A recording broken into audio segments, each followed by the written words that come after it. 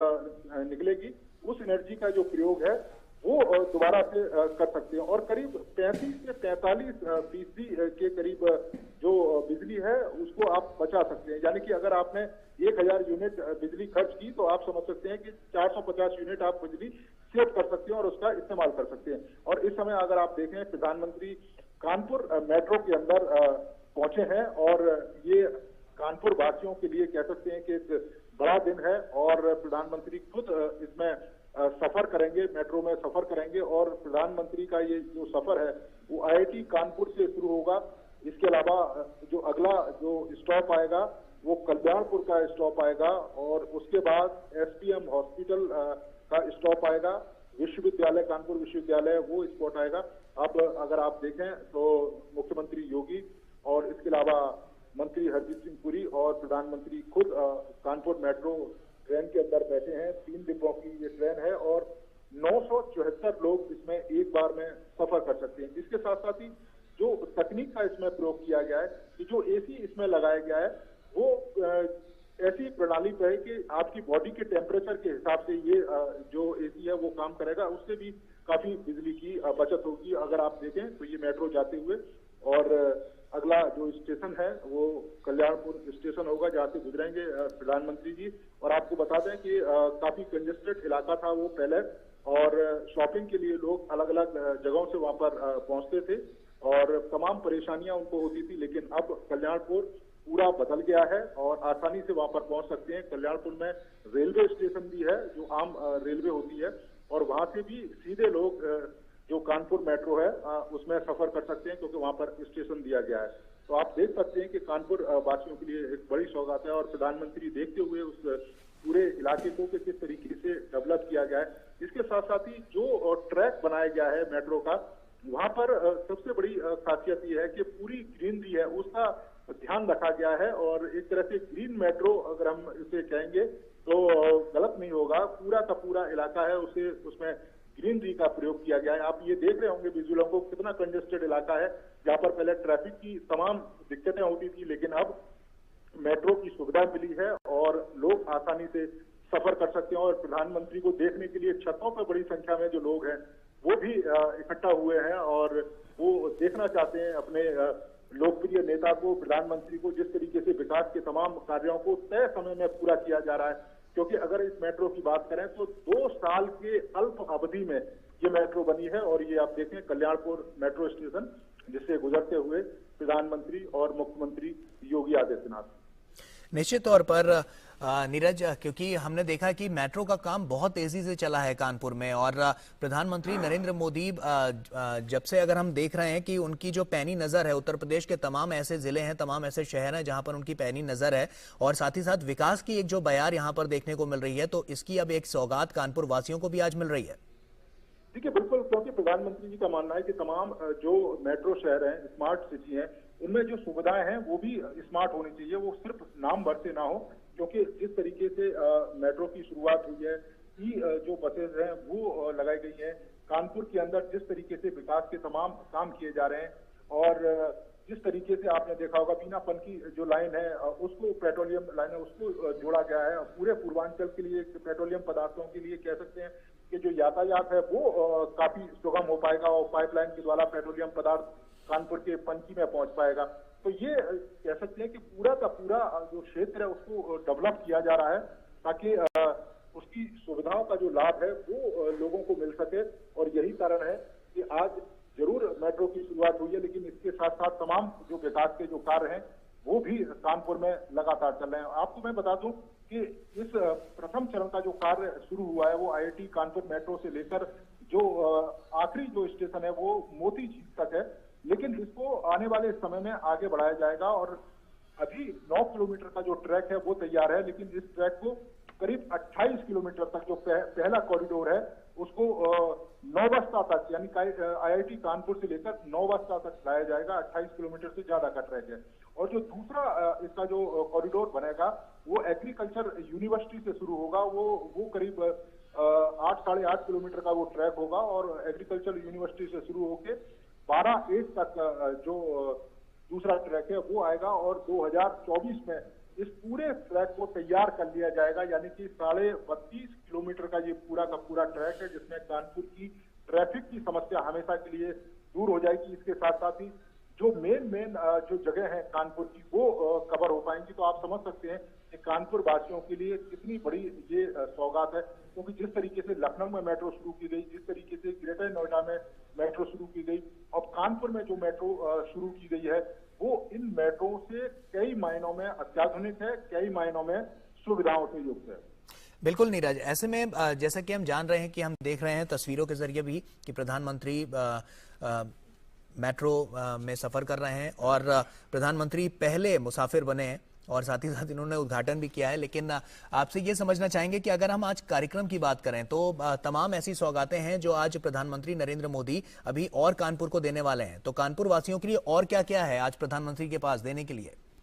देखिए, कानपुर वासियों के लिए सबसे बड़ी सौगात तो मेट्रो की थी, जो 11,000 करोड़ की है, जो शुरुआत आज प्रधानमंत्री ने की है और उसका लोकार्पण करके लोगों को आज कानपुर वासियों को सौंपेंगे। इसके साथ ही बिना पन की जो पेट्रोलियम गैस पाइपलाइन है उसका भी आज उसकी शुरुआत है, क्योंकि 374 किलोमीटर करीब की लंबी लाइन है और जिससे पेट्रोलियम पदार्थ है वो मध्य प्रदेश से उत्तर प्रदेश के पनकी में आएगा और यहाँ से पूर्वांचल के लिए कह सकते हैं कि उसको डिस्ट्रीब्यूट किया जाएगा।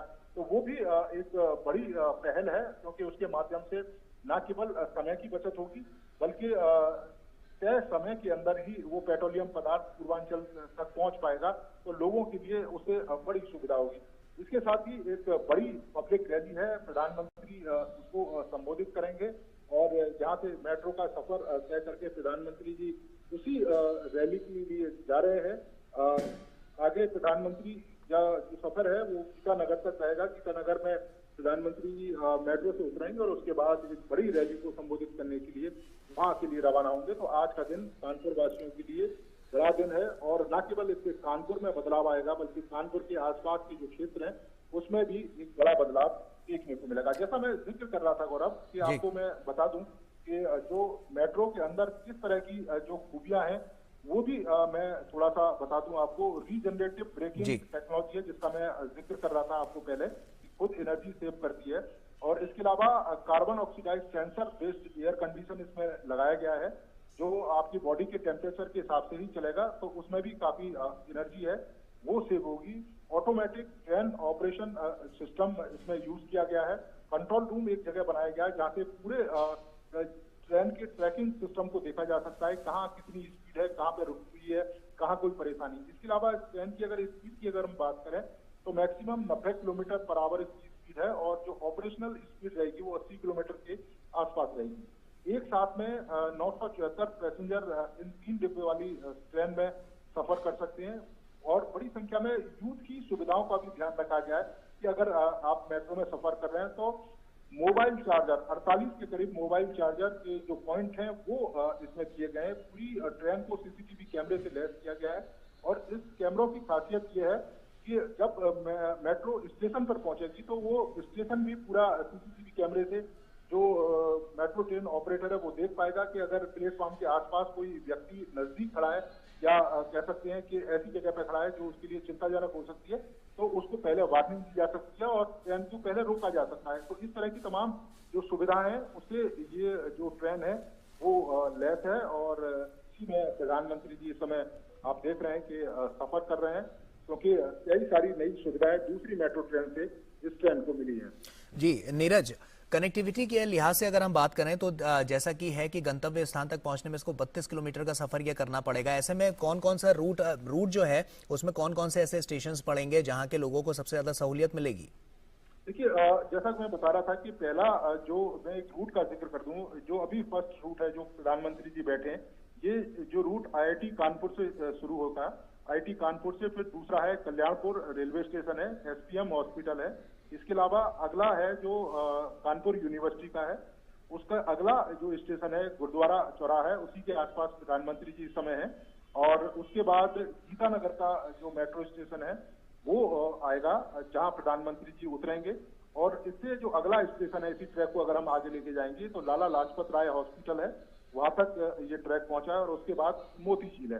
तो ये ट्रैक पूरा कंप्लीट हो गया है। इसी ट्रैक को आगे बढ़ाया जाएगा मोती झील से आगे जो चुन्नीगंज है वहां ये पहुंचेगा। इसके बाद बड़ा चौराया है, नयागंज है, कानपुर सेंट्रल जो रेलवे स्टेशन है उसको कनेक्ट करेगा। इसके साथ ही कानपुर का जो बस स्टैंड है उसको कनेक्ट करेगा, ट्रांसपोर्ट नगर है उसको कनेक्ट करेगा, किदवई नगर वहां से होते हुए बसंत विहार, बुद्ध नगर और नौबस्ता।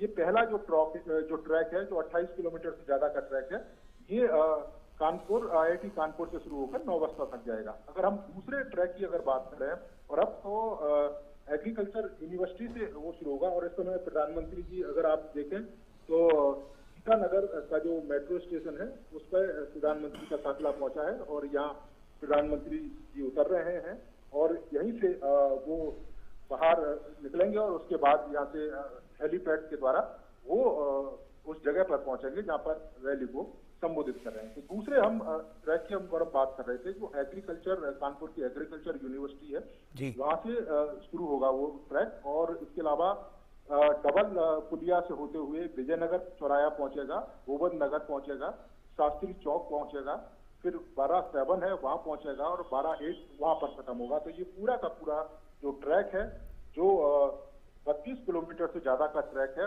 और इस पूरे ट्रैक को 2024 तक बना लिया जाएगा।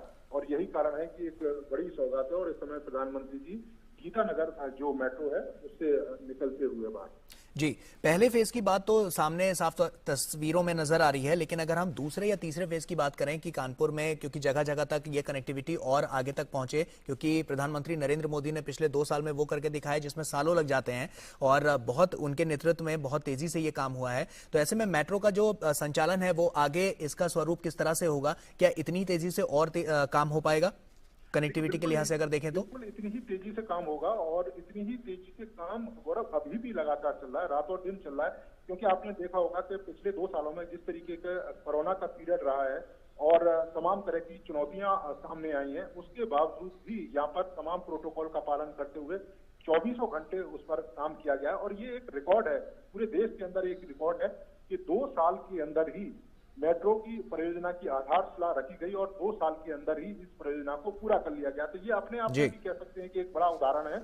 इस परियोजना को लेकर देश में दूसरी अलग परियोजनाएं चल रही हैं तो उन्हें भी तय समय में पूरा किया जा सकता है। और प्रधानमंत्री जब इस बात का जिक्र करते हैं कि परियोजना की शुरुआत भी करनी है और परियोजना को लोकार्पण भी करना है, ऐसा नहीं है कि जो तमाम दूसरी सरकारें हैं वो परियोजना की घोषणा कर देती हैं, उनकी शुरुआत कर देती हैं, लेकिन उसको खत्म नहीं कर पाती। लेकिन प्रधानमंत्री का ये जोर रहता है कि जो भी परियोजना लोगों के लिए शुरू की गई है, लोगों की अच्छाई के लिए शुरू की गई है, लोगों के विकास के लिए शुरू की गई है, उसको तय समय में पूरा किया जाए। और ये तय समय में कानपुर मेट्रो का जो आज लोकार्पण हो रहा है, तो आप समझ सकते हैं कि 2 साल के अंदर इसको पूरा किया जा रहा है जब इसकी आधारशिला रखी गई और आज जब इसका लोकार्पण हो रहा है। जी, मेट्रो के अलावा अगर हम और तमाम प्रोजेक्ट्स की बात करें, क्योंकि तमाम बड़े प्रोजेक्ट्स हैं जिनको मॉनिटरिंग भी प्रधानमंत्री नरेंद्र मोदी कर रहे हैं, ऐसे में बीना पान की बहुउद्देशीय जो पाइपलाइन है उसका भी वर्चुअल उद्घाटन की जो बातें हैं वो भी साफ तौर पर नजर आ रही है, क्योंकि 350 किलोमीटर ये लंबी है और इससे भी काफी फायदा होगा।